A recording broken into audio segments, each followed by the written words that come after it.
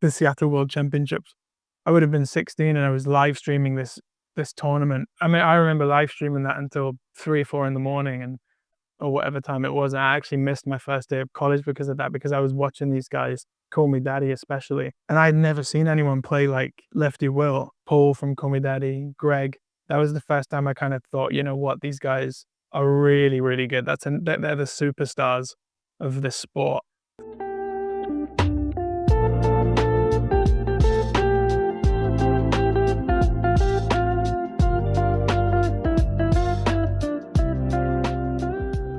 Welcome, listeners. I'm your host, Gavin, and this week, Courtside, we're joined by Luca of Dead Rappers, of Call Me Daddy, two-time world champion, current world champion, and he's going to go over everything about his journey in bike polo with us, from starting out to winning world championships. It's awesome. It's filled with amazing stories. He gives some tips on equipment. Just sit down, have a listen. Please enjoy. Full disclosure, I'm a 1/3 owner in North Pole Bike Polo. And honestly, I think it's great stuff. I find the combination of performance and durability can't be beat. Whether you're a rookie just starting out or you're heading to Worlds, NorthPoleBikePolo.com is the best place to get your polo gear. And I want to give them a big thank you for sponsoring this podcast. Okay, Luca, welcome Courtside. Good to have you on. Thanks for having me, Gavin. How are you today? Very good here in sunny Scotland. Where are you now in Scotland? You in Glasgow? Yeah, I'm in Glasgow. I moved here about a year and a half ago to Glasgow. Okay. Which is lovely. My girlfriend is from here, so we decided to move together. Cool. And what's the polo scene like in Glasgow? The polo scene is good. The polo scene is active. You know, we've got like a dozen players, maybe more. We have a pretty bad court, you know, but we do have access to that full time. I think Glasgow is one of those cities that took a big hit post-COVID. I had heard from a distance that Glasgow was kind of the scene at the time in the UK, and they were going to host the UK champs and everything. But COVID, you know, took its toll and it kind of died out, but it's slowly coming back. You know, we've got a lot of new players, a lot of people showing interest, which is nice. That's really cool. I find like my club in Ottawa, we have maybe 18 players total. But what's nice about that is, you know, when you go to the court and only 10 people show up that day, you play a lot of polo, which is kind of a hidden nice thing there. Glasgow. Yeah, I mean, it's interesting how the pandemic kind of affected clubs differently depending on where they were.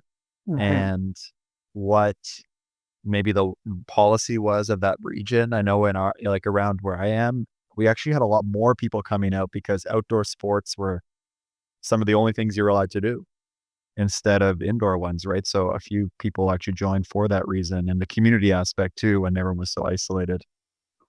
I mean, I wasn't in the UK actually during that time, but if I remember correctly, I think it was you were allowed to do sports in a group of 6 max. So that's kind of ideal, right, for bike polo. Yeah, I mean, unless they count spectators and people watching. Yeah, no bench minors. It seems like you've moved around a lot. Where did this kind of begin? Like, let's just go back to the origin story. People know who you are. They've heard of you if they're into bike polo at all. You're one of these players that's name gets tossed around as the greatest in these sorts of conversations. But where did that all begin? Like, where did you start playing bike polo? So I'm from Cambridge in the UK, which is a small town, university town just north of London, about 45 minutes north of London. The thing about Cambridge is it's a huge cycling city. I don't necessarily know why, and now after leaving and traveling to other cities, you know, you just kind of realize, wow, Cambridge actually, everyone has multiple bikes. You know, everyone cycles to work, everyone cycles to school. It's small, it's flat. Cycling's a big part of the city and the people that live there. So the reason I got into bike polo was kind of simultaneous to me getting into cycling. You know, I'd only ever cycled to school. I started getting more interested in, you know, this is 2010 we're talking, so which was very much on trend at the time. I started getting into fixed gear bikes, you know, kind of customizing your own bikes, doing this, doing that. But I was I was 15 at that point, so I started playing when I was 15 years old. I think the funny story that I always forget is that I got introduced to bike polo via someone I had met on one of these like bike forums. We had a very popular forum in the UK at the time, and we would trade buy bike parts from one another. And I met up with this guy to buy like I think it was a pair of tires or something, and he was about my age. He was about 15, 16. So he kind of said, "Hey, do you want to come and check out this thing, bike polo?" And I said, "Yeah, yeah. You know what? As long as kind of you're going to be there, because I don't want to. I don't know anyone else, And he said, "Yeah, yeah, yeah. Come along." And we went. Let's say it was that evening, and we went. And immediately I went there. Me and him, 15, 16, and the next youngest person at that point was probably like 23, 24, and then much, much older. So I kind of thought, this is pretty cool. I was a shy young man, and I thought, as long this guy will be here and we can maybe train together or play together. And I went back next week and that guy didn't show up and I never saw him again. So yeah, so thanks to that guy, but yeah, I was kind of hooked from that point. But it was, simultaneous to the interest in bikes and doing up bikes and things like that. So you showed up at the Cambridge Bike Polo Club with this Mhm. person you met from a forum, and Mhm. then they never show up again. I think a lot of 15-year-olds would say, well, I guess I'm not going to play bike polo. What was it that kind of hooked you? Well, I mean, initially, you know, it would be I was really into sports. I was really into I still am. I'm a very sporty person, and I was playing lots of sports at school. I was playing lots of football outside of school. I was watching a lot of sports. I thought this is a new thing, but mostly what hooked me initially was actually seeing some of these bikes, some of these components that people had on their bike. I mean, I just couldn't believe it that people would be riding around, with these components, smashing balls into them, crashing them, and there were, I remember there was guys with like these nice Halo Aero Track wheels, some NJS frames, stuff like that, stuff that for me at that age, I could barely afford my own bike. I was just thinking, how do you guys even afford that? I didn't really have a job or anything. And B, why are you guys smashing these components up? So I took an interest in that way. And then I think secondary to that, the sporting aspect kind of kicked in. And I thought, you know what? This is actually really fun. It's something quite interesting. I was quite into hockey as well as a kid. Field hockey. I know you guys don't play that as much over your side of the woods, but subsequently I'm now very much into ice hockey. But that kind of came with bike polo. I understood the rules and stuff. But It sounds like you're a bit of like a bike component nerd at the time. Like you're mentioning Halo wheels and things. It's interesting. I'm curious what your parents thought about you playing bike polo at 15 with a bunch of 23-year-olds. mm, It's a new sport. I mean, and like I said, 23. I think one of my closest friends, and still is a guy called Josh from Cambridge. Some of you might know him, but he was the next closest age that was coming regularly. He was 8 years older than me. So um, my parents were happy with me playing. Being young in the UK, that age, 15, 16, 17, there's a lot of things you can get into, uh, a lot of bad things. So I was kind of really into this bike polo thing, and all I wanted to do was do that, and instead of maybe, going out and causing trouble. Classic story for any kid that's into sport. It kind of, not that I was going to be doing anything crazy or my friends were doing these crazy things, but going out drinking and the rest of it kind of, I ended up just going to train at bike polo and playing with these guys. So it Um, kept you out of trouble. Parents were like happy. Well, at least it's only smashing his bike with these people. yeah, yeah, and smashing my bottle a little bit. But yeah, here and Um, there. yeah, and funnily enough, I know we were just talking about it before we started, and we'll get onto that, but about parents' permission. My mum did say, okay, if you are going to do this seriously, not seriously, but if you are going to commit to this kind of 2, 3 times a week, uh, and you are hanging out with these people that are 10, 15 years older, 10, 15 years older than you, I am going to have to come and kind of check, which was kind of awkward, embarrassing. You know, I was 15 and, you know, there was 30-year-old guys. And at the time, I mean, I wasn't doing this, but, you know, people drink beers courtside and Of stuff. course, yeah. I had to come along early and say, guys, make sure, please hide the cans, hide the, you know, my mum's coming. So she came and met everyone and just kind of gave her, gave them her blessing, which, you know, I got a bit of stick for a while, but, um, but yeah, that kind of, after that settled down, I was really into it because I had full permission to go for it. That's so cool. Yeah, I mean, sometimes we get these kids that pop up in our club, like 14-year-olds, Mhm. 15-year-olds that start playing, and we're always thinking in this conversation, okay, should we ask their parents if it's okay for them to play? Because they could get hurt playing Yeah, bike polo. We yeah. try to keep it safe and slow when the kids are around, but they're so into it. Usually they have like a BMX kind of background or Yeah. something, and it's just interesting to hear your side of that story being on the other side of it. I mean, everyone's happy you kept stuck with it. When you were starting out, what was like the hardest thing for you to learn? You seem really gifted on a bike. Um, Nowadays you're known Mm. for all kinds of tricks, but what was the thing that you like struggled to pick up? I mean, I struggled to just get on with my bike at the beginning. I mean, I was playing on an old Puch, which I think is a Puch, which is like a maybe Austrian brand or something. It was from the 60s, you know, like a really old school kind of road bike. It was terrible. I still have it actually somewhere. And, you know, I was coming up, seeing these bikes, seeing these guys play on nice bikes. You know, I couldn't actually, I was a kid, I had like a weekend job and an evening job, but I couldn't really spend much money on stuff. So I was struggling to keep up that way once I got used to it.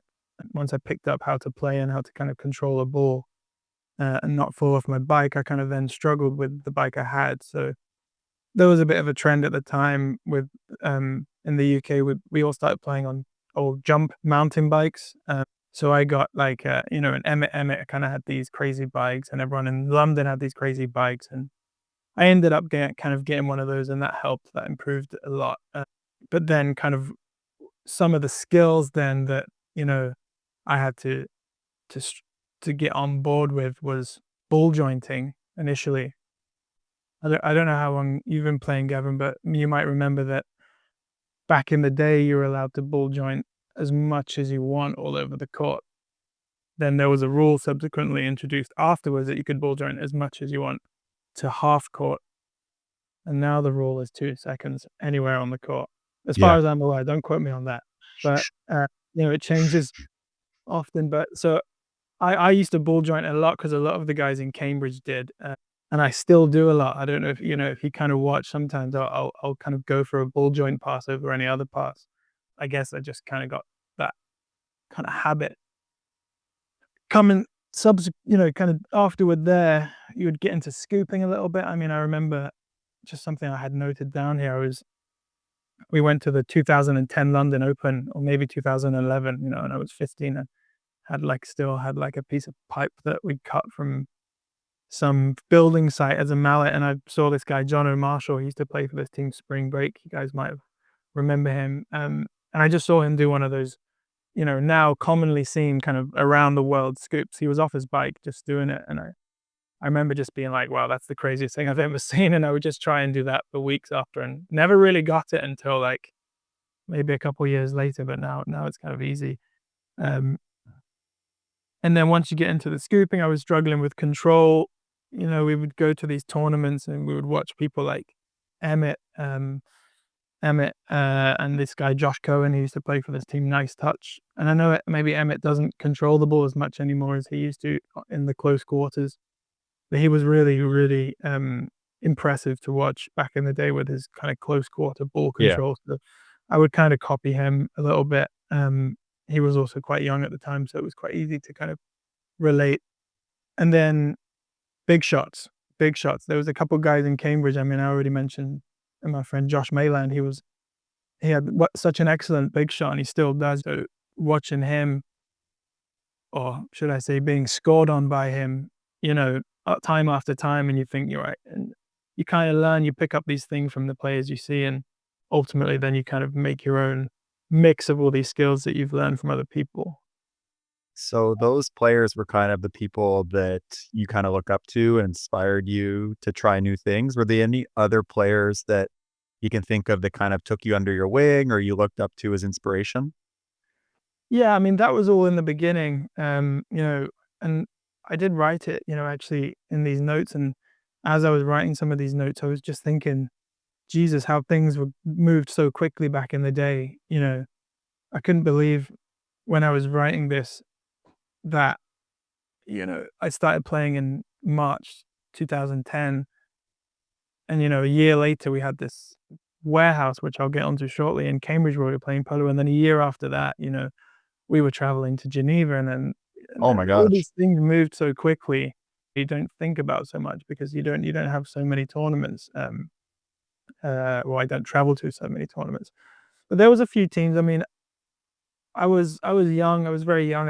I couldn't go to a lot of the tournaments initially. There was the first European Championships I remember was in Barcelona in 2011, and I couldn't go to that because I was doing my high school exams, unfortunately, which was funny. Everyone seemed to have a great time, but watching the players at that tournament, um, you had some really great European teams. We were introduced to them at that tournament, and then subsequently the World Championships in Seattle later in that year. I think it was in September, maybe, was the Seattle World Championships. Again, I would have been 16, and I was live streaming this tournament, which I guess the final was probably, if it was in Seattle, how many hours is that behind Cambridge? Yeah, you would be 7 hours or 7 something. hours, yeah. I mean, I remember live streaming that until 3 or 4 in the morning, and or whatever time it was. And I actually missed my first day of college because of that, because I was watching these guys call me daddy, especially. And I had never seen anyone play like Lefty Will, because I had never seen Lefty Will before that live stream. I didn't know about him. So watching Lefty Will, Paul from Call Me Daddy, Greg, that was the first time I kind of thought, you know what, these guys are really, really good. They're the superstars of this sport. In the UK, we had some great players, we still do, and we had an amazing scene. But watching those guys at that point, and the Guardians at that point, there's the famous game, which is a great video to watch for anyone who's not seen, is Call Me Daddy, the Guardians 2011. I think it must be the semi-final or the winners bracket final or something. Watching those two teams, I remember watching it live being like, Jesus, this is next level. I've never seen anything like that. So it was probably Lefty Will, because, I consider myself a bit of someone who can control the ball quite well.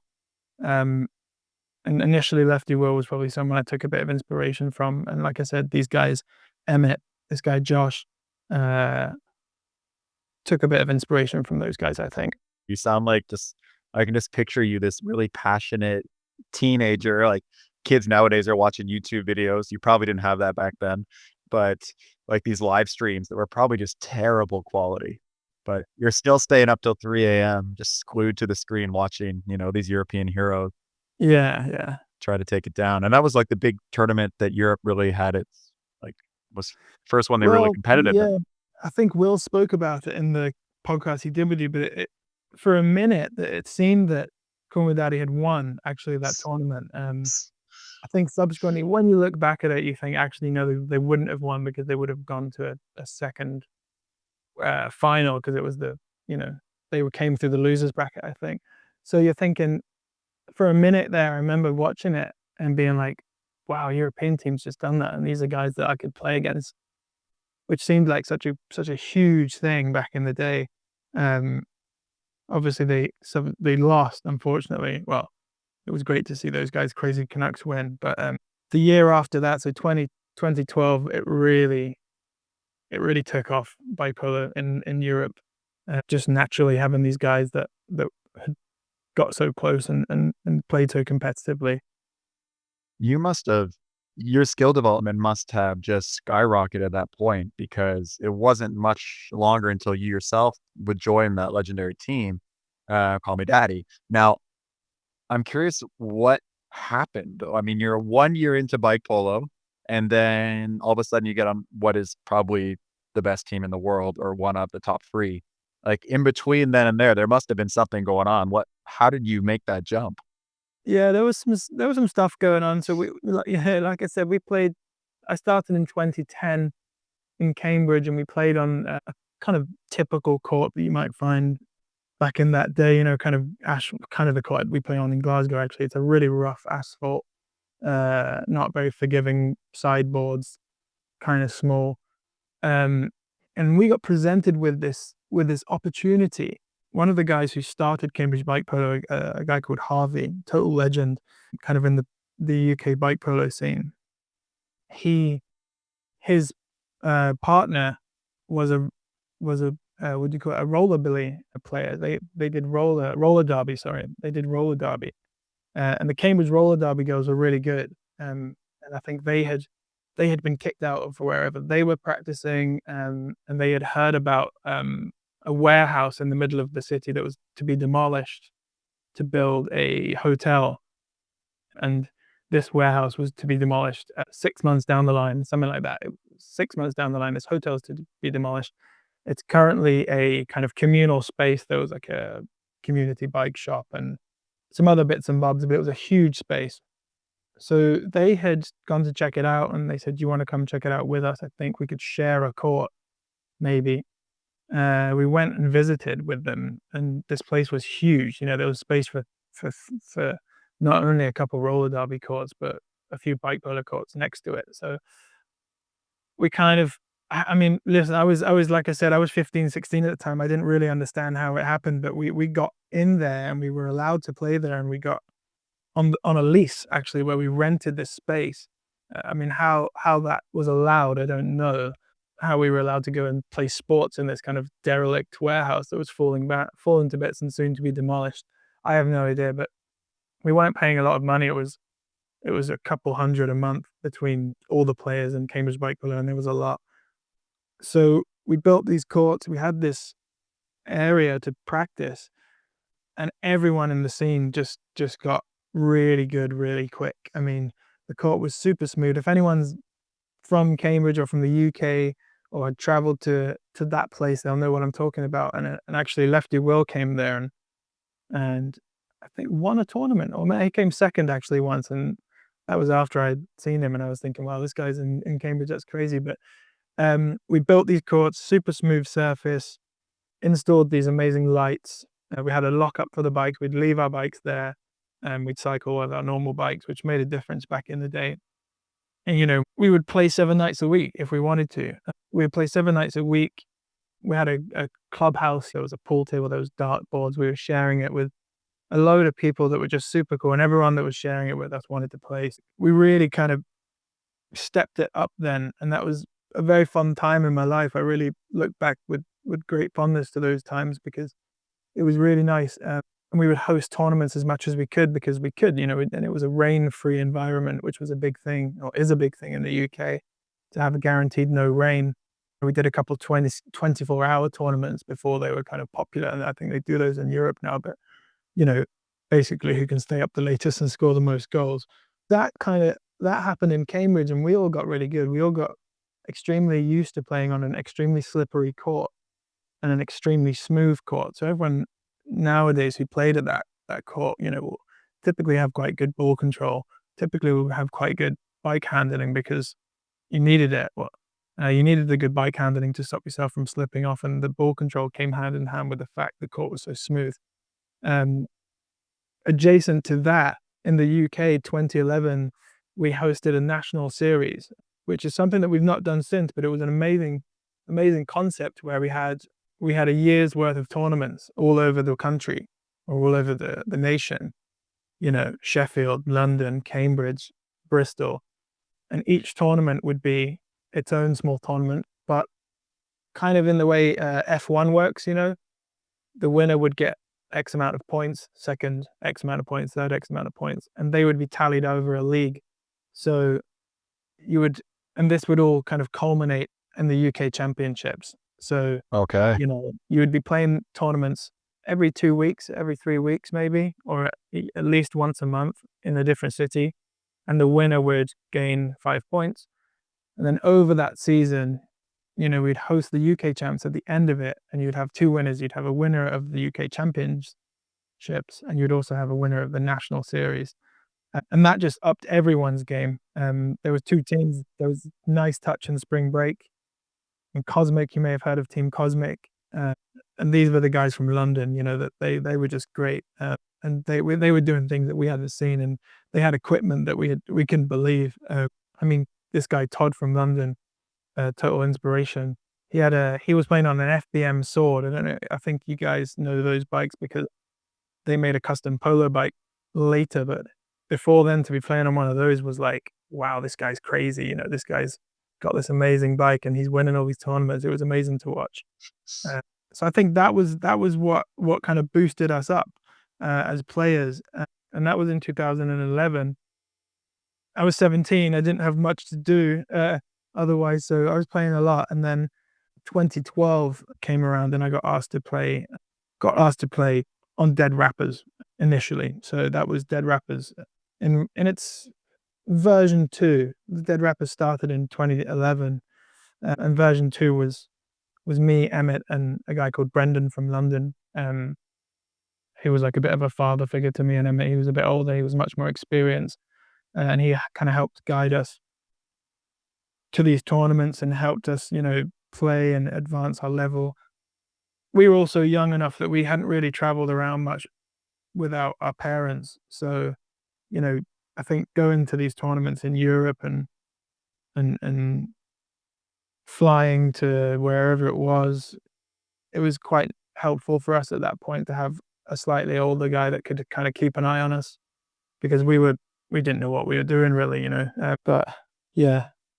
So you play on Dead Rappers, and Dead Rappers with you on it, that team actually did quite well, right? They played in Worlds in, where was it? Geneva Worlds, Yeah. right?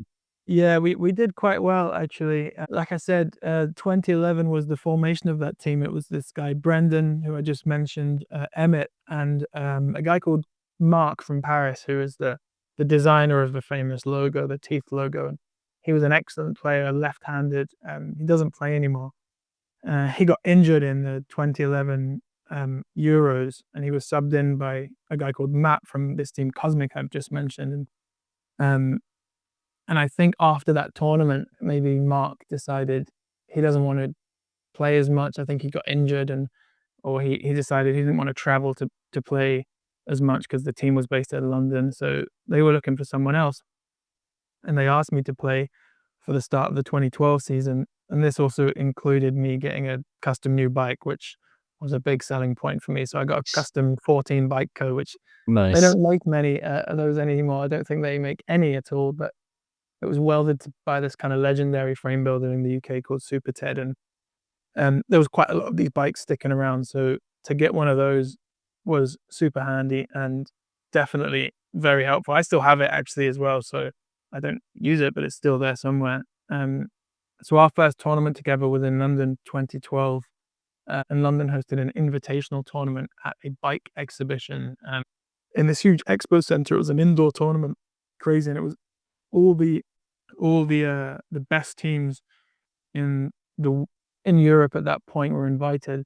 You had your Call Me Daddy, you had your Cosmic, you had your Spring Break, who I just mentioned, and this team Hooks, which were a really popular team at the time. 3 guys from Rouen in France.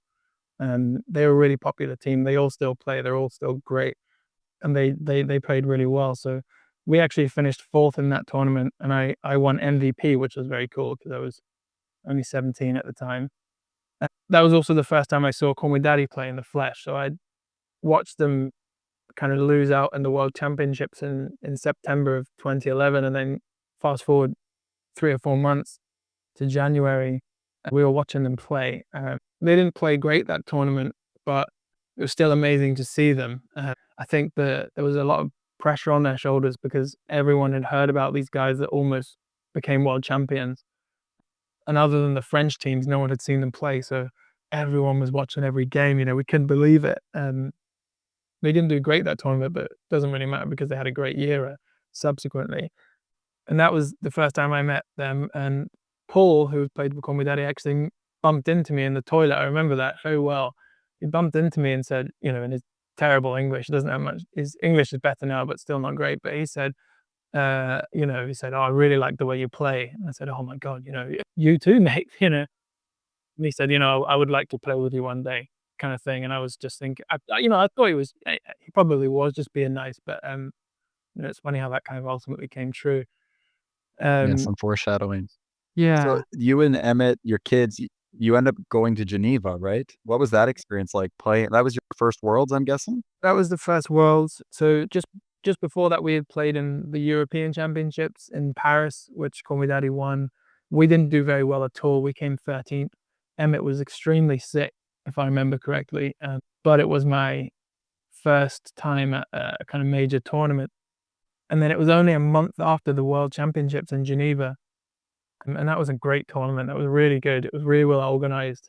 Everyone from all over was there. The weather was, I mean, it was too hot. It was 30, 40 degrees Celsius. So, and not only did we have all the teams I just mentioned that were at this tournament in January, that was nice for us actually to have a kind of introduction to the best European teams. And then later on in the year, we got to meet all the best teams from the world. So, the crazy Canucks were there. They were the world champions at that point. The Guardians, I kind of think everyone knew at that point that the Guardians were going to be the big name on the block. They were playing great. There was teams from Europe, teams from the UK, Canadian teams. I mean, there was a brand called Northern Standard back in the day. I think you might remember from Max. He had all these products and these crazy things that we just couldn't quite get our heads around. These custom bike polo specific gloves. I think I still got them somewhere. These amazing golden mallets, and it was just like a real eye opener to me as well to think this sport's on a whole nother level. We've been playing with ski poles and stuff until that point. So that was the tournament that kind of said, all right, wow, there's custom componentry here. Not only have people got custom bikes, which kind of makes sense, but we've got gloves, we've got helmets, we've got mallets and stuff. So we did okay that tournament. We came fourth again, which kind of mimicked the tournament earlier in the year. We came fourth, and I won MVP, which is very fun. We actually knocked out the crazy Canucks, who were world champions at that point. So that was quite a big deal for us. Couple tough games against Clobber Politics. I think they were called Clobber Politics, and Portland United. Clobber Politics had this guy Lefty Joe that would just be firing rockets at us and ultimately beat us 4-1 or something, I think.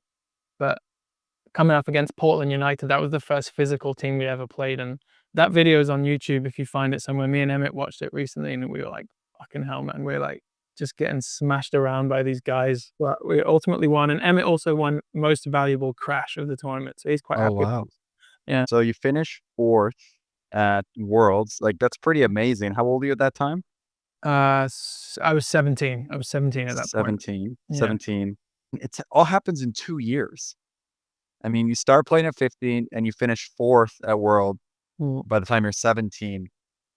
Mm. How do you get that good that fast? Like, it's I know. I mean, that's the thing I was surprised about myself.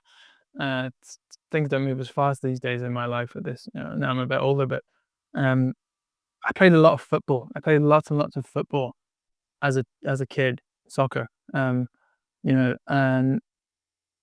lots of sports, lots of football. I mentioned it to you before we started chatting, but I was playing football a lot and kind of then trying to juggle bike polo and football. I ultimately got my coach gave me like an ultimatum. He said you had to choose one or the other. I chose bike polo, but I was just into it. So positioning and foot, and control, and I mean, we were playing a lot. We were playing so much, and I think once we did a bit well in the UK, the Cambridge scene, we then also happened to do well. Me and Emmett and Brendan the year after, it really just kind of gave me that spark to be like, right, well, let's see how far we can go with this. Because, yeah, it was a bit difficult then because after the 2012 season, Emmett moved to Seattle. I think it was 2012. Emmett moved to Seattle, which just exploded his game. He became like infinitely better. Did he just move there to play bike polo, or is there more to it than that? He went there to study. As I remember, he went there to do a kind of like a placement, a study placement. Convenient that it was in Seattle. Convenient that it was in Seattle. He actually moved in with Dustin Rhodes. So, Okay, wow. he just like goes in. Dustin Riggs was also the joint MVP of the World Championships in 2012. Me and Dustin. They don't do those anymore, joint MVPs. But so Emmett was like, right, guys, I'm off to move in the best player in the world in the best scene at the world. I think you could argue that Seattle at that point was maybe one of the best scenes in the world, fresh off they've just hosted the World Championship. Their team's just finished second. So Emmett moved to Seattle. Dead Rappers carried on, and it did for a few years after that. Brendan was the core member, and there was a few different lineups, but they kind of predominantly stayed UK based and did the UK tournaments. I was asked to go and join a team in Paris. Not Call Me Daddy. It was before that. It was a team called True Danger, which was with my good friends Alex and Hugo from Paris, and who still play it a lot to this day, especially. I met Hugo a month ago for the first time. Really? Yeah, he was in Montreal. Yeah, he played at our qualifier tournament. He was so awesome and so kind. Yeah, and he's one of these guys he's a little bit older than me, and he's just got back into it. He kind of dropped away for a minute. He had a couple kids. Kids are a bit older now, so I think he's really kind of got back into it, which is nice to see, because he's great. But he's been playing for God knows how long. I think since 2008. So we played together. True Danger was the team name. Alex again is my age. He's actually a year younger than me. Alex is great. He was great. He doesn't play so much anymore, which is a shame, but I think he wants to. And we played the French Championships. We played the Euros, I believe, and then we played the World Championships. So the French Championships were in Montpellier, and we came second. We got beaten by Call Me Daddy in the final, and that was my first kind of solo travel to a tournament as an 18-year-old. I didn't have anyone to travel with. Kind of flew there, played with these guys. Again, I won MVP, which was very nice. Scored a couple of goals against Call Me Daddy in the final, which was even better at that point. That was a big deal. And then I'm not sure where the Euros was in 2013. Someone will have to kind of remind me, but the World Championships was obviously in Miami or Fort Lauderdale. Were you there at that tournament, Gavin? No, I wasn't. That's a little bit before me. I think I started playing just after that. Right. That was a great tournament. That was really fun. That was a total eye-opener, because, we're talking about how quick everything was moving, but yeah, like you said, year one, if you were, for me, was, okay, UK bike polo. Year two was European bike polo, and then year three was world bike polo, and seeing and meeting all these people that were here for the World Championships, and just the way that it's all set up over in North America. I mean, the infrastructure is totally different for sports. I mean, you had mentioned that you guys have a lot of ice hockey courts, and we just don't have roller hockey courts or rinks or anything. So whilst they are quite big for us, it was still amazing to see that, and there's so much more space in the States, and we had a great time. We had an amazing trip. We spent a lot of that trip with Dodie, who we had met the year before in Geneva. We spent a lot of that trip with a couple of the guys from Seattle, because Emmett had lived with them, so we'd kind of flown over and then gone to hang out with the Seattle crew in their house that they had. And there was Koyo, there was Joey Halverson, who I'd met the year before, Dustin, Cody, all these guys that were like total slayers, total slayers. And it was amazing to be hanging out with them. It was just a great trip, that one. Really, really, really enjoyed it. We finished 5th, I think, at the end of that tournament. Sorry, that's not true. Wherever we finished, it was maybe not 5th. I don't think that we didn't do that well, but it was in the top 10. But the big kind of thing from that tournament was that Call Me Daddy got beaten by the Beavers in the final, and I think it was 5-1. Up until that point, the Beavers had been in 2 finals. They won the Berlin World Championships in 2020. They won that 5-0, and Brian Dillman scored all 5 goals. So to then beat Call Me Daddy 5-1 in the final of the World Championships in Miami, that was shocking. That was a big deal. I'd never seen those guys kind of upset, annoyed, angry. They had won everything up until that point. So it was a shocking thing. And then the week after the tournament, a couple of us Cambridge guys, Paul from Call Me Daddy and a few of the French guys, we spent a week down in Key West. So we kind of really got close to these guys, bonded with them. And that's the great thing about bike polo, isn't it? You can be the best player in the world and just hang out with some 17-year-old kid that's just like idolizes you. But, you're all there for the same reason. Oh, you're selling yourself short at this. You have a resume at this point. You got, a Little bit. fourth place at the Worlds in Europe. You're at top 10. You're in Florida. You're not just some 17-year-old kid. Yeah, You're true. one of UK's best players at this point. And that's true. So after that, Will from Call Me Daddy was courting his now wife, Julia, who was she's Canadian, but she was living in London. So he would often come over to see her. And me and the Cambridge guys, we were quite close with Julia and Will at that point. So Will would often come to Cambridge, to hang out, to play a bit of polo, to drink a beer and just chill out. So he must have come, I guess, the World Championships in Miami was in October, so he must have come November, maybe even like early January or something, to play. And we were playing pickup, and he pulled me up, and I remember it very well. He said, "What's your team for this year or next year?" And I said, "I don't know, why?" And he said, "Greg's gonna quit." Greg was gonna quit, which no one knew at that point. He said, "Greg was gonna quit, and we're looking to replace him, and we're thinking about you. What do you think to that?" And I was like, in my head, I was kind of thinking, yeah, that makes sense. Let's do it. But obviously I was quite shocked. I thought, all right, yeah, that's cool. And I remember it so well. And I was surprised Will didn't mention this. He probably doesn't remember it, but he asked me, he said, "I've just got one question to ask you." I was like 18 or something. And he said, "Do you think if you play with us, we can beat the Beaver Boys?" And I was like, yeah. I mean, whether I thought it or not, I was still going to say, yeah, like, yeah, of course we can. Easy. And, as long as I can play with you guys. So yeah, he asked me that and I said, yeah, of course we can. In my head, I thought, we probably could, but the Beaver Boys, they were big at that point because they had been and gone as well. They were champions in 2010 and then kind of dropped off the radar for a year or two and then came back with a bang. I think they might have won the North American champs as well in 2013, maybe. Uh-huh. But they had this guy, Joey Halverson, right? And he was like a total inspiration for us because we were a younger crowd, me, Alex, Emmett. We were just looking at this guy like, this guy's killing it, And he also looked about 10 years older than he was, but and they were doing these photo shoots with like, what was it, GQ magazine and stuff, the GQ.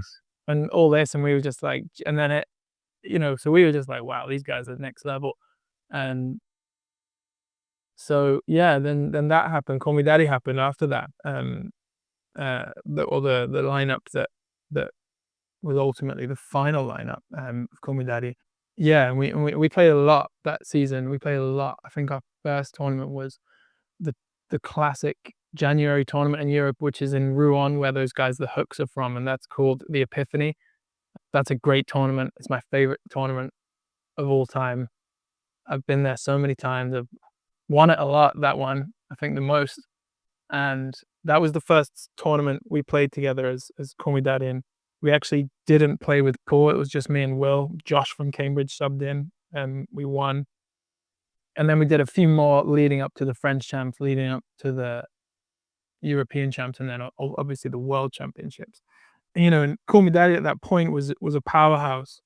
Often is the way with these teams from Paris, these fashionable teams, these fashionable people, these blooming Parisians that smoke cigarettes and look so cool all the time. They always have these cool clothes. And Call Me Daddy had some amazing sponsors. They had Le Coq Sportif, they had Brooks, they had Riding in Circles was the bike, they had mallets from Milk, and I just got jumped into that, and I was like, this is awesome. That's where it really started feeling like a quote unquote real sport. All this equipment was being provided for us, our travel was being provided, our accommodation was provided. Now I look back at it, I'm thinking, who was doing that? I think it must have been Paul was kind of mastermind behind all of that, but it just made everything so much easier for us. So yeah, we did a couple of tournaments. We did the European Championships in Padova 2014 in Italy, which we won. Not a very nice tournament to win. It wasn't wasn't great. It wasn't an easy win. I think there was a double final, and I think it was back in the time when they would play half-hour games, and the score would run to whatever the score ran to. But I do remember having you know, I'm sure Emmett will be able to remember this. He's more of a bike polo nerd than I am, but I think I scored about 15 goals over the two finals, and there was disallowed goals. So it was 10. Must have had about 10 or 12 goals disallowed over those two finals. We thought we weren't going to win, but we ultimately did. And once we won that, it was pretty clear that we were on to bigger things. Luca, I'm curious, when they asked you to play for Call Me Daddy, but you moved to Paris, right, to play on the teams. Did that happen before or after these tournaments? Around the same time. So they asked me at the end of 2013, and then 2014 we started playing tournaments. I traveled to one, Nantes, which they don't do anymore, but it was a great tournament every year around Easter time. And at that point, I had been introduced to a couple players in Paris that had mentioned about a job opportunity in Paris, which was via a couple bike polo players. Now, that was actually a guy called Seabass, who is originally from America, or is maybe originally Canadian. His wife, Valley, who is Canadian, I believe. And then a couple of the French guys, they were working for this bike tour guide company, and it was like a seasonal thing. And there was a few of them, and there was a girl called Joanna from Frankfurt who had done a season, and they were like, you should go and do this season. And Will and Paul were saying, you should do that because, we can train together. So I think Will and Paul helped me get an apartment in Paris, and then Valley and Seabass and stuff kind of helped me get this job. So it all kind of fell into place, and I moved there in May 2014. I'm just thinking, though, you're 19 and you're moving to another country with your own apartment in a city that's massive compared to Cambridge. Yeah. It was pretty mental. And your parents are like, you're doing this to play bike polo? Well, yeah. Well, it was, typically in the UK, we take a gap year between school and university. I don't know if that's as common in North America, but that's kind of the common thing. And people tend to go traveling around the world. So, British guys will go to Thailand and discover themselves and stuff. I went to Paris and just played bike polo, but it was quite it wasn't a shock. It wasn't a shock. It was a bit like, okay, I'm moving in May. I've got university starting in September in London. I'm going to spend 4 months there, and I'm going to play loads of polo. I'm going to work loads. And I ended up just having the best time. Just such a, just an amazing time, just playing polo every day. The job was amazing. It was such a great job. I ended up going back for the next 3 summers to do that job in between university and London.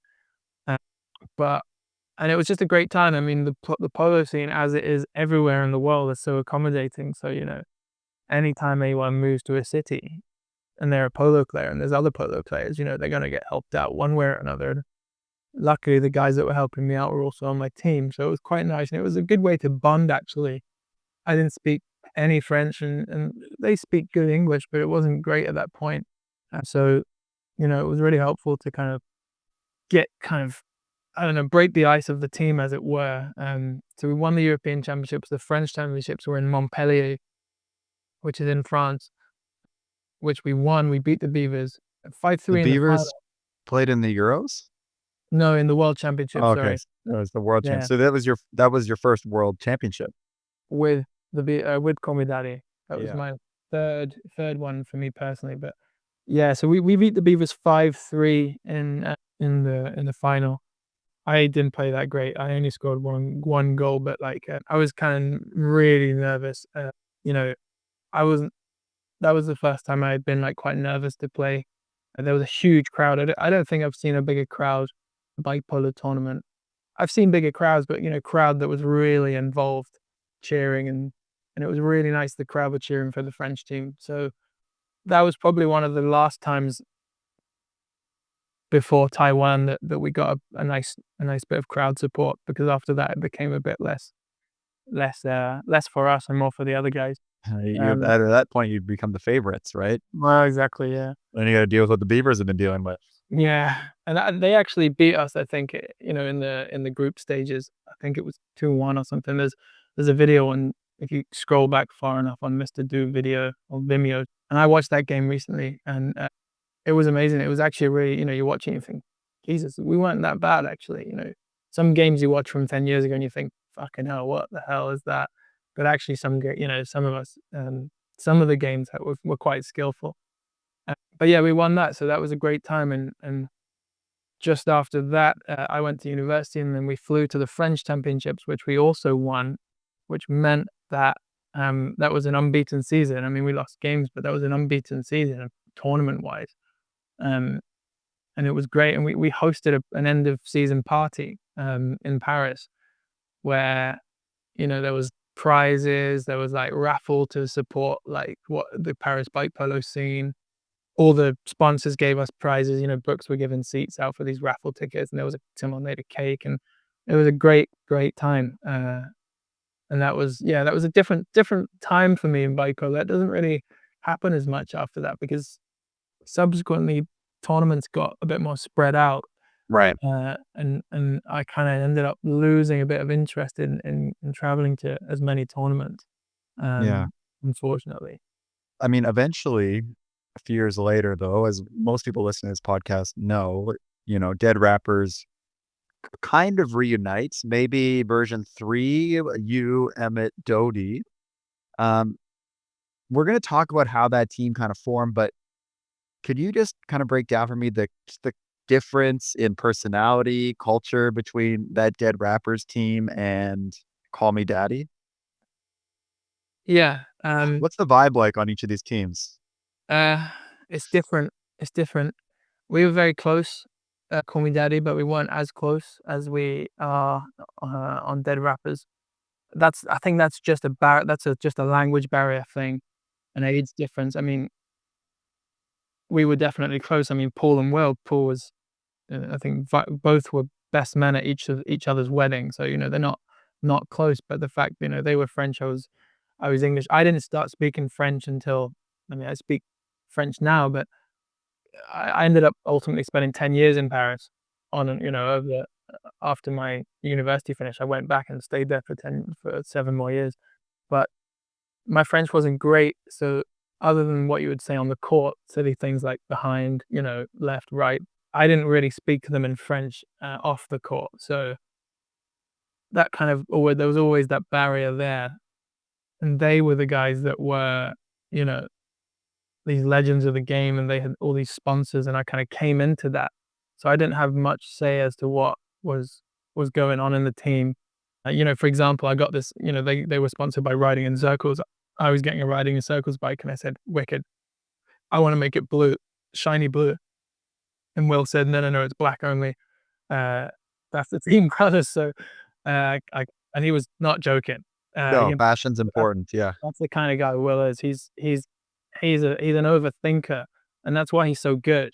He thinks about every minute detail, about things that you just wouldn't care about otherwise. And they took it seriously. They took it so much more serious than I thought. I thought I took it seriously, but they were much more serious than I was. In Dead Rappers, we're kind of coming at it as a team of old guys, quote unquote old guys, but experienced guys that are like sitting on the armchair telling children the stories of the good times past. We just happened to have won the world championships there. That wasn't necessarily part of the plan. The plan was to just, I mean, we obviously were going to win. We knew we could, but the plan was to say, like, look, we've always wanted to play together, us three. We played together in form. Emmett's played with Doty, I played with Doty, I played with Emmett, and multiple variations thereof. And we've won lots of things together, but we'd never actually played as a three. So the idea was just to say, like, let's just, like, we get on so well. We've known each other since we were teenagers. Like, let's just go. And we did a tournament in August last year, which was the first one. And it was a kind of tester thing to see how we go, not just on the court, but also off the court. Let's see how we do. because obviously traveling to Taiwan is a big commitment. And actually, you know what? I just came back from this tournament and thought we just had the best weekend, right? Just totally swim. And we're going to this tournament is again in 3 weeks, and we're going again. Kick about, you know, play a bit of polo, play a bit of football, maybe swim in the lake, and you're like, wow, these aren't just like teammates. These are truly good friends. As well, call me daddy, but at that point it was so competitive, and polo was the rolling kind of snowball at that point that it was more of a machine. I was a cog of that machine. Whereas now it's like if polo finished tomorrow, we would still be happy, all three of us. So you know, if polo finished 10 years ago, it would have broken my life. I would have been like, what the hell am I doing? You know, whereas now it's like we can say, you know, we've been playing for 16 years now that we don't have to play anymore if we don't want to. We do it How because much how much of that though is that everyone on Dead Rappers is already a world champion? yeah. Well, Like, yeah, if I mean, none of you had won world championship before, do you think your mindset would be different? I think so. I think so. And I get this talking to Dodie, less so Emmett. Emmett is a total bike polo fanboy. He loves bike polo so much. I've never seen someone so committed to the game, and that's why he's so good. Dodie, on the other hand, is someone who he goes to the most tournaments I've ever. You know, he sometimes plays tournaments and he's on two teams in the same tournament. I don't even know how that works, and it shouldn't. But um, this is the guy that has won 5 world championships. Has Dodie, uh, the last 5, and he's won one world championships in a different continent each time. So it's 5 different continents. So we joke now saying the next one's got to be in Africa so he can make it all 6, and then we'll do one on Antarctica later. But you know, these guys are like just on the top of their game, and they have been for so long. And for a while, they just kept beating me. You know, it was always me against them. Yeah. And you know, I think there was a serious competitiveness between not so much Dodie's initial team, but the Mongrels and Call Me Daddy that went on for so many years. And it would get feisty, you know, it would get feisty, but never between me, Emmett, or Dodie, because we were good friends off the court. So All the French players though. yeah, I mean, well, they were great friends as well, but they would get really competitive, really feisty, you know. But yeah, I mean, looking back at it now, you've got these young guys that have started playing that are just amazing, so good. And technically, are like doing things that I've never seen before. But it does make it a little bit nicer for us to be like, you know, well, we've still got it in some ways, and that kind of gives us a bit of drive to carry on. So going into Taiwan then, was there any kind of prep outside of just playing a couple tournaments for Dead Rappers? Did you guys practice anything? Did you have calls? Like how Uh, to kind of organize yourselves? no, they played. They did their regular thing. I am a bit of a, you know, this isn't, I'm not super proud to say, but I actually don't play that much bike polo, unfortunately. Why that is, I can't really tell you because I do love it. I think it was because we played so much back in the day. We traveled so much, and you know, towards the end of the Call Me Daddy life lifetime, you know, we were traveling so far and we were losing whilst we were still finishing second. It wasn't what we wanted. So, you know, there was Yeah. a bit of a knock there. Maybe not a knock of confidence, but a knock of, you know, oh, can we be bothered to keep doing this? A lot of people were booing us and not really supporting us, even when we were getting beat by the Mongols, you know, 3 consecutive worlds in a row. So it was quite demoralizing. So I don't play that much. And last year was a tough one because I moved to Scotland, you see. So I actually didn't do any pickup at all last year. I didn't do one session. I did 4 tournaments, and that was it. So I just had to train I knew that that was going to be the case, and I knew that I wasn't going to be able to play any pickup, and especially not training for the world's pickup. It's a bit of a different game. So I just trained my body as much as I could, specifically for bike polo. So I was doing a lot of upper body workouts, arm workouts, like you know, forearm, Forums. Yeah. yeah, bicep and tricep and shoulders, and you know, we use these like powerball things. I've actually got one here. You know, one of these things, I don't know if you've Gyro seen it. ball. Yeah, so it's I guess it's for like wrist injuries, but it picks up momentum and it And you works out the spin it in form. your And hand and it yeah, kind of just works out your yeah. form. That's There's a interesting. there's a little secret for you. But Wow. so I was doing a lot of that. I was doing a lot of 5K runs, like but sprints, so it's about the same time as a bike polo, or I think the games in Taiwan were to be 18 minutes or something. So, if I could do a 5K in 18 minutes, I could, Fast. yeah, I managed. Yeah, I managed to. I got pretty fast, and a lot of yoga and a lot of stretching, and I was in really good shape actually, and I didn't drink for like 3 months, and I was eating healthy and kind of a bit more like, okay, if I'm not going to be able to train on the court, I'll train my body so that my body won't be able to let me down in it, and hopefully, the experience, will be able to like guide me through the rest of it. Um, Did which you do any like polo drills by yourself? Not really, no. I did kind of like one token drill by myself before the Worlds, but it was kind of pointless. It was so cold, and no, I didn't really do any, to be honest. But I also knew within that team, my role was not to be the guy that was doing a much of the heavy lifting. My role was to be the guy in goal and defend and kind of lead out from the back, as it were. So, I knew that I wasn't going to be heavy on the forearm. I wasn't going to be checking. I wasn't going to be sprinting so much. It was going to be more slow paced for me. So I knew that I could kind of play a slightly different way, which is what I've been trying to do the last couple of years. After watching Julian from well, initially from the Guardians, and now he plays for the Goals. I was totally inspired by him.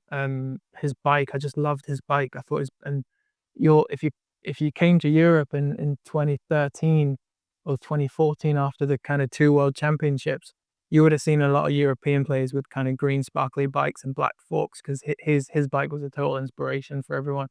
And I just loved the way he played. I thought he was really smart, always in the kind of in the back, sending long passes, defending. And I tried to take a bit of inspiration from him. As I got a bit older, I didn't want to be the guy that was crashing as much, or getting into checking wars with people and stuff. Is not really what I wanted. So I knew that in that team, my role was to be a bit more Is that defensive. something that you spoke about as a team, like that you would play back? Obviously, Jody and Emmett have the chemistry out of the net Yeah. that's been extremely successful. So was it just kind of unspoken that they would be doing what they do and that would mean you're in net, or was this actually something that was spoken about? It was spoken about enough. We were initially supposed to play. We were supposed to have a fourth player, who I've mentioned a few times. This guy Josh from Cambridge. Me and Emmett had played in January with him last year at the Rouen tournament, which we won. He ultimately couldn't commit to Taiwan, which was a shame. But he's much more of a defensive player as well. He's a goalie. He's great in goal. He's not necessarily a goalie, but he's great in goal. So that was initially that me and him would share the responsibilities. But then when he left, I thought, I have to step it up in the back, because I don't know if you've ever seen Dodie or Emmett in goal, but it's not great. I've actually Joking. never seen it, only here and there. Yes, yeah, you never. No, they actually did play quite great in goal when needed be, but they're much more useful on the court than I am. So I was happy to be the guy in the back in that team. During that Taiwan Worlds, you have one of the like most spoken about highlight from the tournament, which is against Pantheon. I think it's the finals, and you do a raclette on like the lefty side. Yeah, The yeah, reverse raclette, I think, is what it's been yeah, coined. yeah. Uh, for those who maybe haven't seen the clip, seems impossible because your steering arm you think would get in the way, but it Yeah. doesn't, and you manage to pick off a pass, which leads to an Emmett shot, and it's pretty cool. Mm. How do you do it? Yeah, that's something that doesn't really. I don't think about those things kind of consciously. It was in the winners bracket final against Pantheon, and it was against Martin from Paris. Uh, that's a move that quite a few people have come up to me and over the years and said, "That's the best thing I've ever seen you do." Not in Taiwan, but before that, I guess I did it once or twice. I think I did it in Kentucky, maybe, or in Timaru. I can't remember. I think it was in Timaru. I think Emmett would always say, you did this move this one time, and I couldn't even remember what he was talking about. Yeah, a lot of people would say that to me, and then funnily enough, because you had that written down on your notes, and I'd forgotten this, but I actually bumped into a player from London called Danny Maillard. He was at the Worlds, and we bumped into each other on our connection to Taiwan. So we flew in together and got the train into the city together. And he said to me, he said, "Hey man, um, there's this move you did this one time, and you did this raclette on the opposite side of your bike. And I just couldn't believe it. I've tried to do it." And I said, "Oh, really? I don't really remember." But I guess it must have been in my mind because he was talking to me about it, and then I did it. So that was against Martin, though, who's a guy from Paris who's an amazing player. But I've been playing against him for years, and he me and him kind of mimic each other's style a little bit. I think he started playing a bit after me, sorry, and I think he kind of learned a bit of the way I move on the bike and dribble the ball. We play very similarly, so we kind of often not butt heads, but it's like two positives making a negative. We kind of crash into each other a lot because we know each other's game a lot. We played every week in Paris against each other, so when he had the ball, I guess I instinctively kind of knew where he was going to go. But I had a new bike in Taiwan. I'd never played on that bike before, so I think I put the seat down a little bit too low by accident, and it managed to give me a bit of an advantage, I guess. I mean, we'll talk about the bike because that's really cool. But do you think I want to talk about the teams you played? Pantheon, you think that was the hardest team you had to play in that tournament, or were there other teams that kind of stick out? I don't think Pantheon was the hardest team, not because I don't think they played great. They did, but I've been playing against those guys for so long in finals, that it's not really difficult to play against them, and I'm sure they don't find it difficult to play against us. It's more of just a game of chess, right? So I miss a shot, they get a breakaway. I make a raclette, then we get a breakaway. So it's not really. It's just normal for us, and especially for Emmett and Dodie, who played with them for the last 5 years. It's always hard playing against Quentin Bouchard. That guy's amazing. I don't understand. His efficiency is incredible. Yeah, I always call him, like, I don't know if you might know, I used to call him the Michael Owen of bike polo. Michael Owen was a famous footballer, played for Liverpool back in the day, but ruthless. He's been a thorn in my side for like the last decade. He is just like super accurate with that shot, especially from the left side shooting right. He'll get that every time. So, he replaced a player called Moritz, who used to play in Frankfurt. Moritz was a goal machine, almost identical to Bouchard, the same shot, and he would just score goals constantly. So I always knew how to. I know how to play against him because I was used to it before, and but he's always tough. I noted down Arta, which was a team of Alphonse, Vincent, August, and Jason. That was it. We played them in the first day. We won 1-0, but it was a tough win. We scraped through. Those guys can seriously shoot the ball. And I don't think, and I'm quite modest about my skills in goal because I'm not very good, but that was probably the best performance I ever had in goal. One of those things where you just, like you're playing pickup and you kind of can't believe that you keep saving these shots. You're like, wow. And then you kind of feel like you're invincible. But it was like that. I mean, they were just pinging shots, and these boys can shoot the ball so hard. I mean, especially August. August can just whip the ball at however many miles an hour. And we were lucky to get through, and they had some amazing tactics. I was listening to them play, and they were screaming they had different code words for different plays and stuff, which became pretty obvious pretty quickly because they only had 2 of them. But the idea was there, and it was really interesting to see, because and they had the lefty as well. Alphonse is lefty, and he's a smart lefty. And they were utilizing him well. And I thought, that was a really tough team to play against because they had clearly quite tuned in their play, and we were lucky to beat them. Another team was Leche Negra from South America. That was Chaco, Titu, Atuelo, and Franco.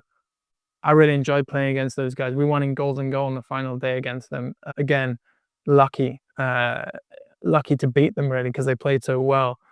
They were ruthless. These guys are ruthless. Hey, I mean, we're all friends, but like, that was a rough game. I think there's a video somewhere of that where a lot of people said it was very rough, but we've all subsequently spoken amongst ourselves privately and thought like, fucking hell, that was a tough one.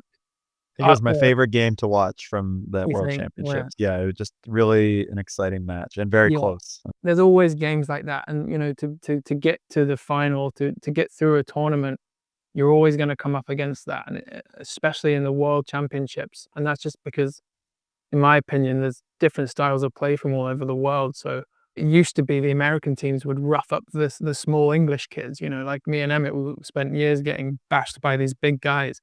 So sometimes these games get a bit heated, and this one against Lecce Negra whilst it got a bit heated, it was definitely not malicious from anyone, which was really nice. After the game, you can just finish that game and just give each other a big hug and say, fucking, that was a tough one for everyone, and we got through it, and luckily we came out on top.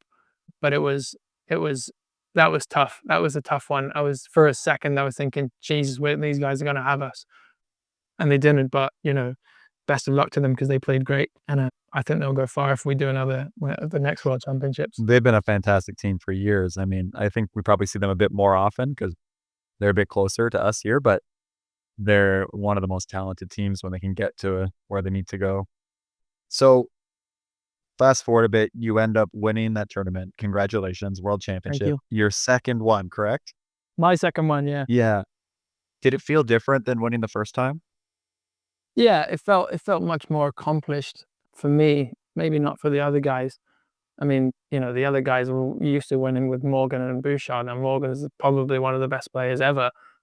He'll probably finish in the history of the sport, he'll probably finish to be the best or most accomplished player of all time. And like we just mentioned, Bouchard's an absolute goal machine.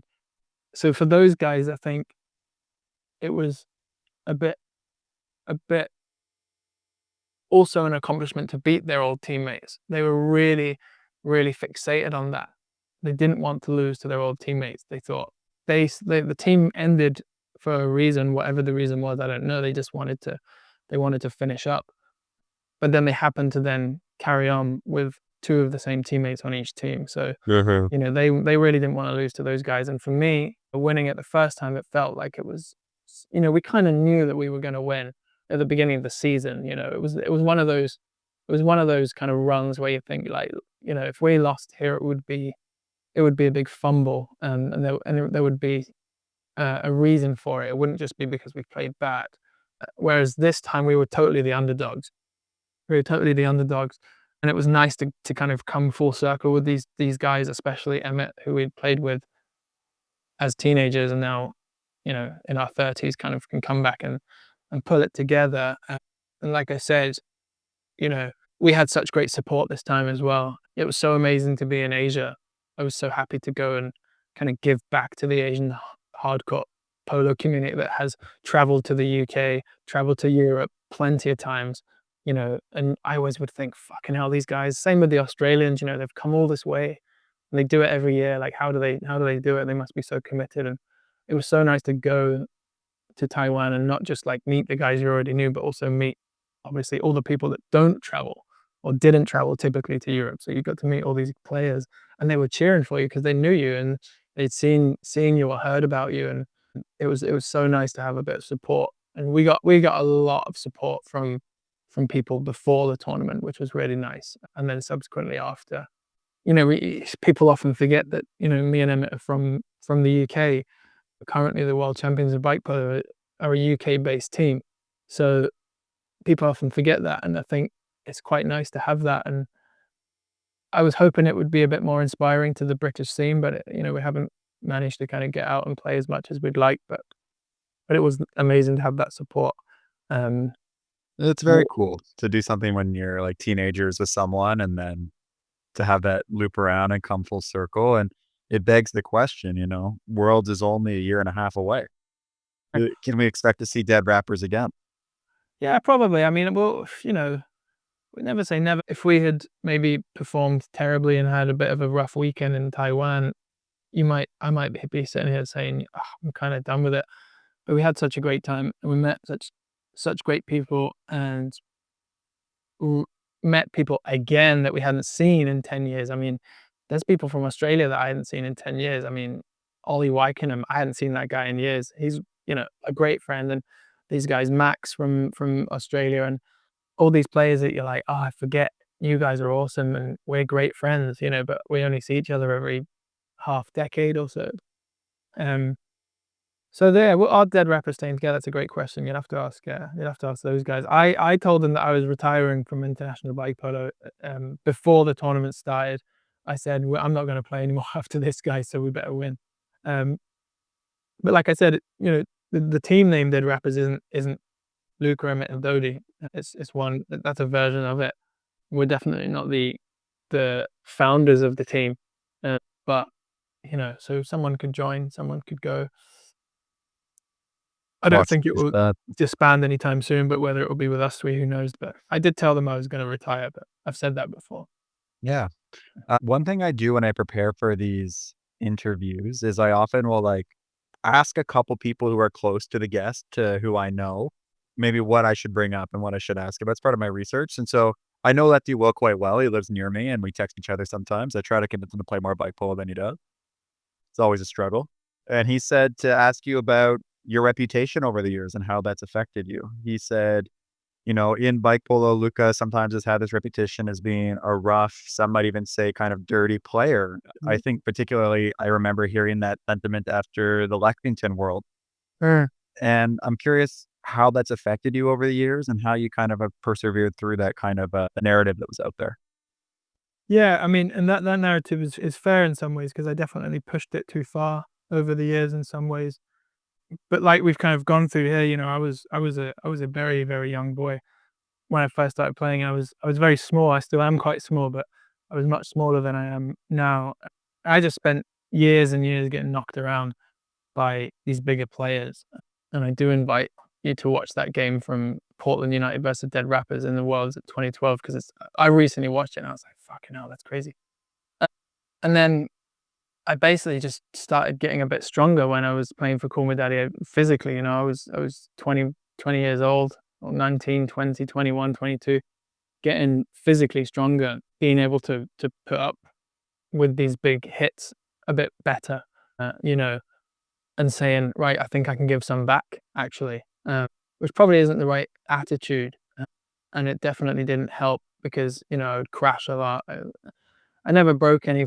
I never had any injuries. I have broke my cheek playing polo once. I had to have surgery on my face, and that was thanks to our dear friend Alex Cato from Minneapolis. Shout out.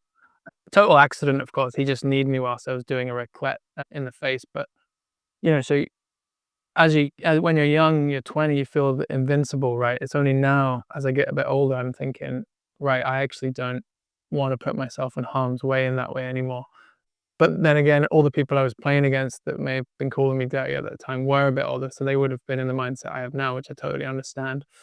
And this, and the fact that, for a long time we were being booed a lot of booing, a lot of trash talking. It would get to me quite easily back in the day. It doesn't get to me as easy anymore, but that kind of had a role to play in it.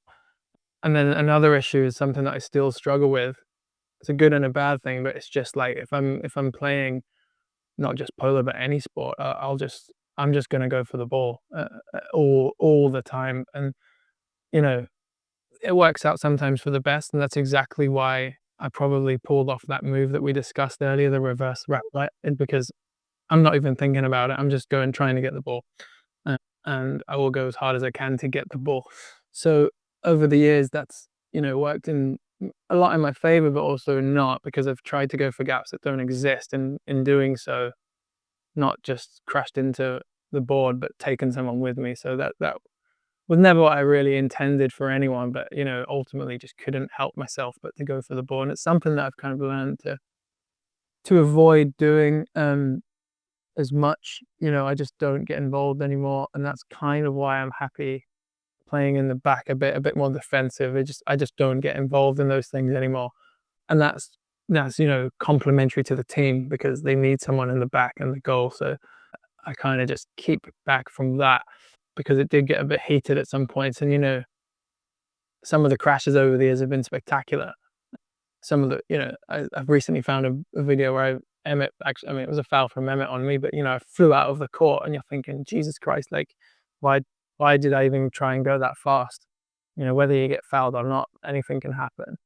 So, I mean, I'm listening to you talk and I'm thinking, 20 years old, you're playing in big games against much older players, you're getting booed. not I can't necessarily imagine what booed I all would the have time. done. There was a lot of, it was a lot of cheer, sometimes booed, but mostly it was not booing, but cheering for the other team, which was it wasn't, yeah.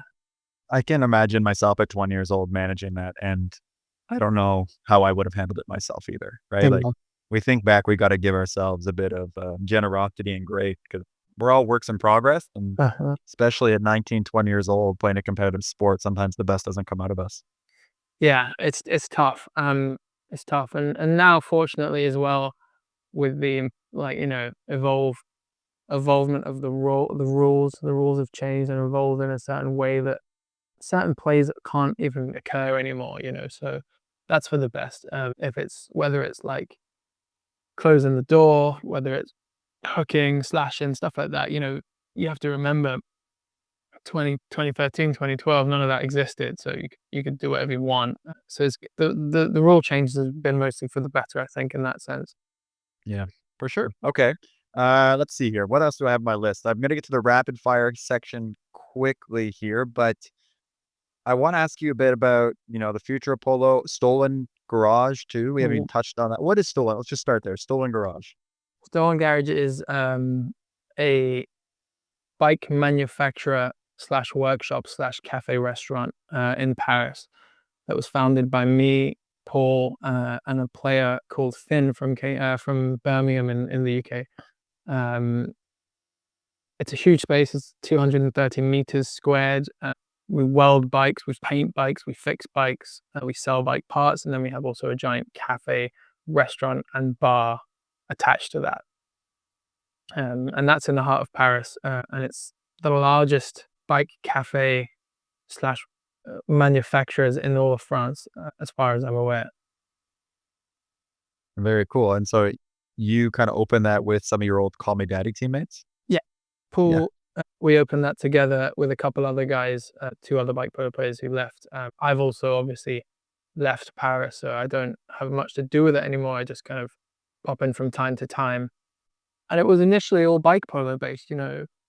They started off making bike polo frames and in a garage, and that's where the name came from. And now it's become a bit of a hub in the community.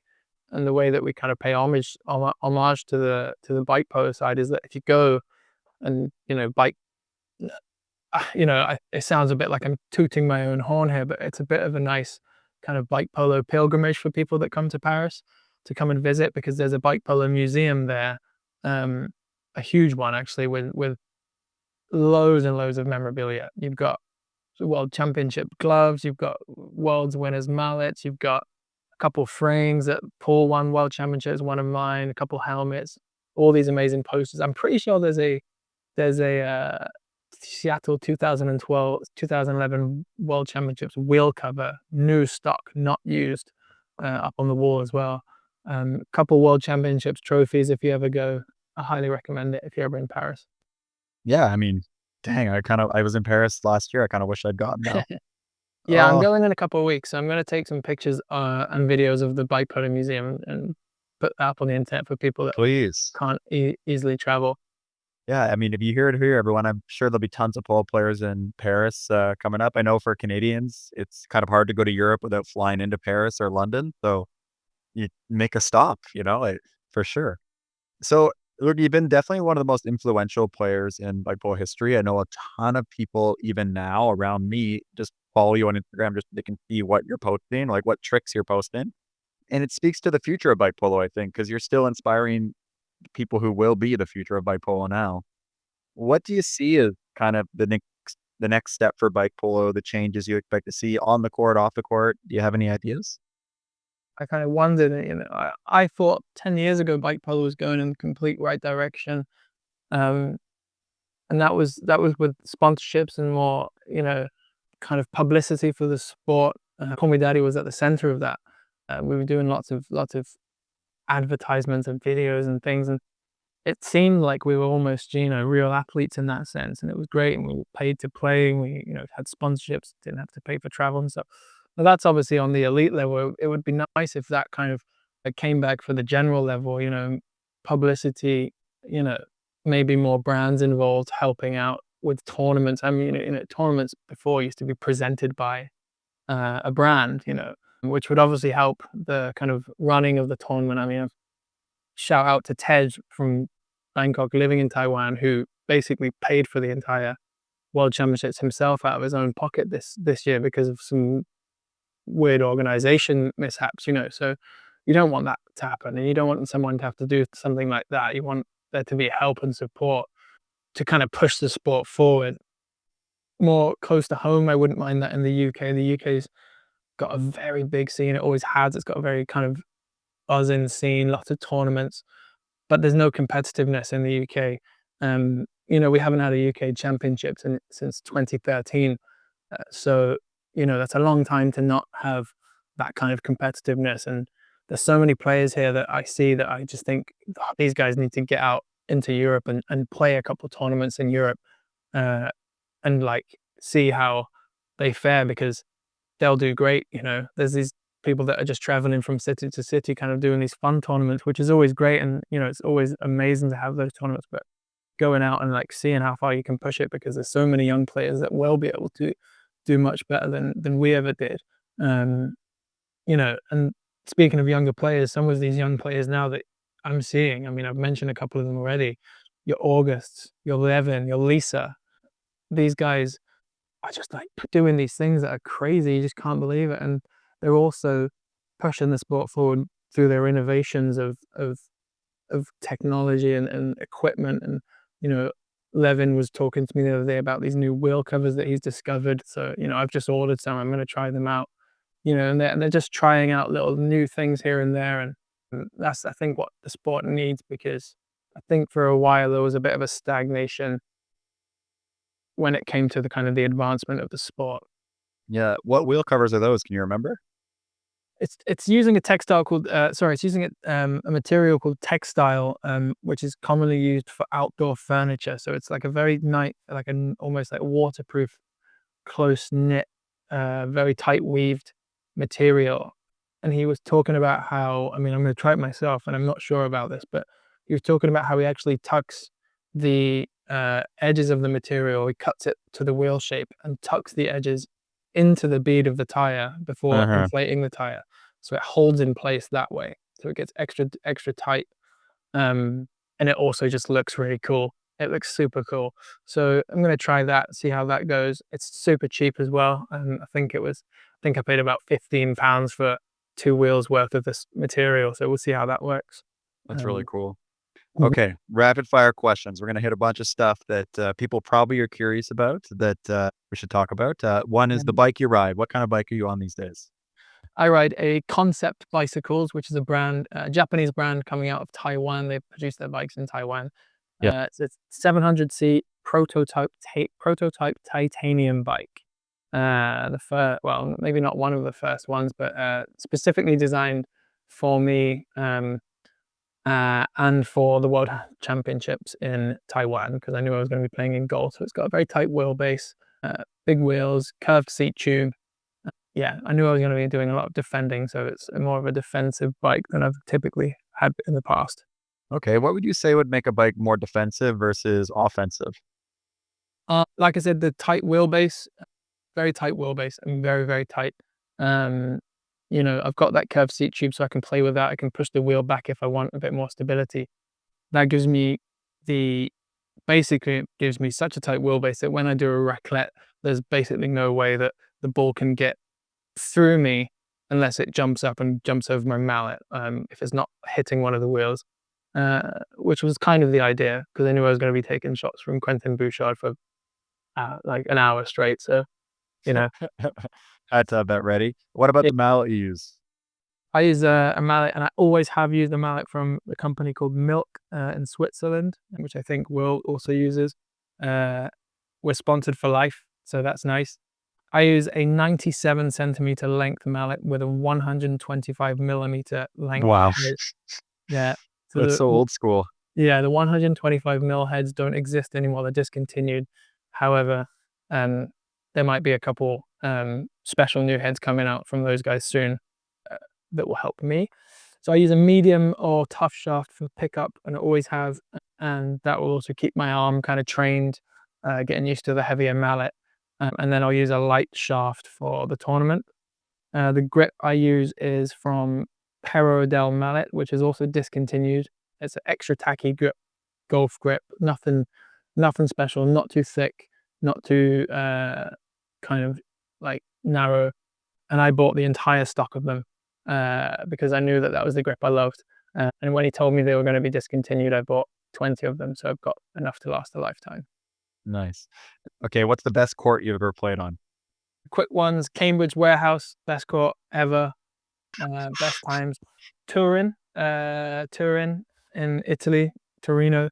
They hosted a tournament once, and it's not a permanent court, but the location was amazing. It was in this old abandoned kind of industrial estate with a roof, but with completely open sides, and it was just amazing. The surface was great as well. Fort Lauderdale in Miami at the World Championships. Those courts were great, and that was perfect for a World Championship. I think you couldn't have asked for a better court. And then New York, the Pit. I only played there once, and it was for a half-assed, Sunday afternoon pickups. But that court was so legendary. I don't think they play much there anymore. But that court was so legendary that you couldn't have a bad time there. Yeah, and it's in such a cool part of the city too. Exactly. Yeah. I mean, New York City just by itself is vibrating. It's incredible. Okay, one city you've never played in, but you would love to go to if you could. Seattle, 100%. Hearing stories from Emmett about his time in Seattle made me want to visit so much. I would be desperate to play, not that they play there anymore, in the Cal Anderson Park, which is where they used to play, I think, and they have the plaque that says they play there. That's kind of my polo pilgrimage, as it were, if I ever got the chance to do so. Last one. Why are you still playing bike polo? Because I love the community. No, I don't. Yeah, it's just part of my life now. I've been doing it for over half my life, so I don't really know what else to do other than spend time, with my partner and the classic life things. I don't have any other major hobbies other than cycling, so I try now. I've found a bit of a balance in my life where I'll try and do one big tournament a year and kind of lead up to that. And that's coming for me in a couple of weeks, where we're going to Switzerland, and we're going to have a nice chill tournament. And then next year we'll see. Maybe it'll be World Championship again. I thought you were retiring. Yeah. Maybe. Well, it depends where it is. I was planning a trip around North America next year anyway. So if it's up there, it could be quite perfect. Yeah, let's hope. All right. So before I let you go, any other things we didn't touch on that you really want to bring up? Not so much. I just like keep doing the podcast. I think it's really great. I've been listening to quite a few polo podcasts recently. I think they're really interesting. There's a couple French ones that I listen to kind of keep up my level of French. And I think it's a really cool idea. I think if you can get more players, when I saw that you did one with Will, even though I obviously know Will very well, I just thought I can think of a better way to spend an hour than to kind of hear his stories and his side of the things. And I was surprised at some of the way he told some of the stories, which in which we shared the same experiences, but obviously had a kind of slightly different point of view or memory of it. So yeah, get some bike polo nerds on and get them talking about some of the stories that are legendary, because there's a lot of funny stories. There are so many, and I just want to make sure I get them down. I always find myself like some of her big tournaments, you might be waiting 2 hours between your games, and sometimes just be sitting on the boards watching a game. Someone will come stand next to you, and you'll start a conversation, and then you'll learn so much about this game from this person just by happenstance. And you're just sitting courtside. And so that's the inspiration for this podcast. And I think this is going to be an amazing installment in that, because you shared some amazing stories today. And if anyone's listening and you'd love to share some of your stories for bike polo, just send me a DM on Instagram or email courtsidebikepolo@gmail.com. We'd love to get more people on the podcast. Thanks, Luca, Yeah. for coming on. Everyone's going to love this episode. We really My appreciate you. pleasure. Thanks, Kevin.